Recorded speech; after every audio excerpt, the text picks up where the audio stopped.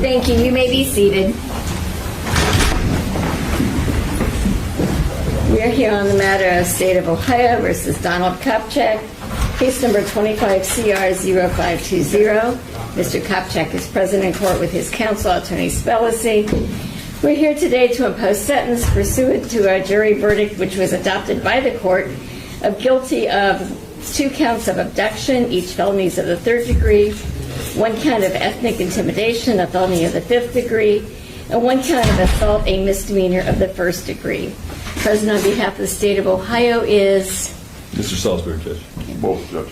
all right, Attorney McNamara and Attorney Salisbury. Mr. Salisbury, are you speaking on behalf of the state? Yes, Your Honor. Okay, do you have any recommendations?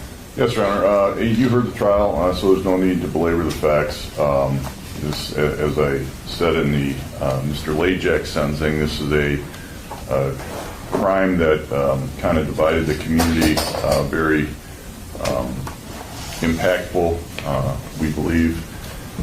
We believe the jury got it right, and quite frankly, as the court shall recall, didn't take a very long time to deliberate even.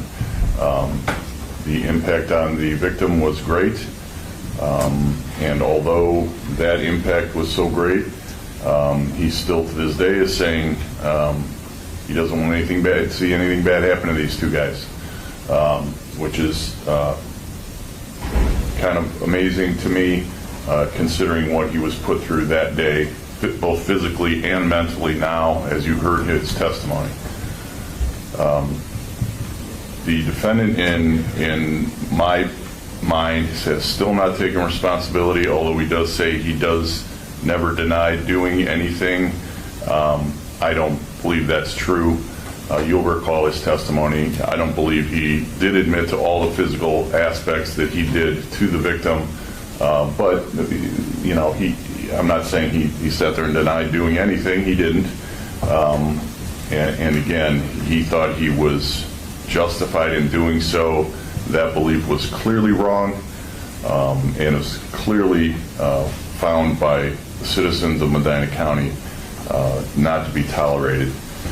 Judge, this was a clear case of ethnic intimidation. We believe a prison sentence is appropriate, and we would leave that length of which in the court's discretion. The victim. At this point, you might think this is just another courtroom argument, but the biggest twist hasn't happened yet. In the next few minutes, you'll hear the victim explain exactly what those off-duty officers did to him and why prosecutors called it ethnic intimidation instead of a simple assault. Then the Bodycam footage changes everything. You'll also find out why the FBI investigated the case, why federal prosecutors walked away without filing charges, and what evidence convinced a jury to convict anyway. Finally, stay until the end because the judge's sentence didn't just decide prison time, it ended a police career forever. The details you're about to hear explain exactly why this case became one of the most controversial officer convictions in Ohio. Mr. Spellacy? Thank you, Judge. Also with me is Lewis Group, Your Honor, and Ms. Hanson is also sits back there. Judge, obviously I filed a sentencing memorandum with you on June 9th. I believe I'm confident the court got it, read it. There's some great letters attached. I think they describe Don very, very accurately and very well. You know, this is a tragic situation, obviously, for everybody. And I would disagree with Mr. Salisbury that my client he testified to what he did. We can go over the spilt milk, so to speak, but there wasn't a justification instruction. There wasn't an expert report that was submitted. But that's for a different day, Judge. But I think that could have changed the outcome substantially. Judge, I can just say that in the brief, you know, he's a father. He's a good father. He was a coach. He was a good coach. He was a police officer. He was a good police officer. And I think a lot of these people behind me would support those contentions, Judge. He's been in jail 82 days. They have not been an easy 82. I think the pre-sentence report indicates his likelihood of recidivism is at a score of 1. So I don't think that we need to protect the public from him. And I think the odds of this happening again are extremely unlikely. Judge, I think all those things speak to a community control sanction, and that's what we're asking you to do here. Thank you. Thank you. Mr. Kopchak, what would you like to say on your own behalf?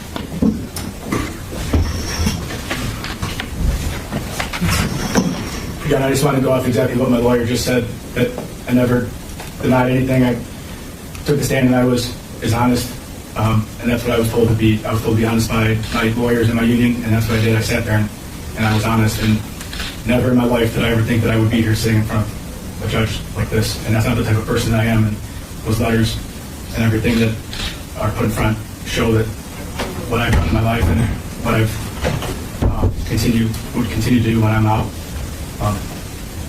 And on behalf of my lawyers and everything, they, I was advised to keep this as to basically. You did this to him. Look, Mr. Kopchak's Kopchak, attorney. I have read the sentencing memoranda. I have read all the letters in support. The thing that the letters in support don't discuss is the effect of your behavior on the victim in this matter. And so my focus is not on whether you're a good person, I'm sure you're a fine person, but on your behavior and the impact that that had on the victim. And so after consideration of all the relevant factors set forth in the statute, and also the information contained in the pre-sentence investigation report, it is the sentence of this court that on count 1, a felony of the 3rd degree, you will have 18 months in prison. On count 2, also a felony of the 3rd degree, you will have 18 months in prison. On count 3, a felony of the 5th degree, you will have 10 months in prison.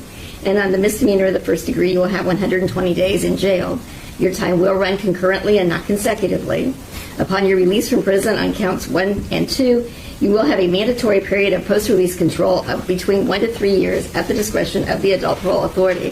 When this period of post-release control is imposed, if you violate the terms of that supervision, the adult parole authority is authorized to return you to prison for up to 9 months for any single violation, up to a maximum of 50% of your prison term for all violations.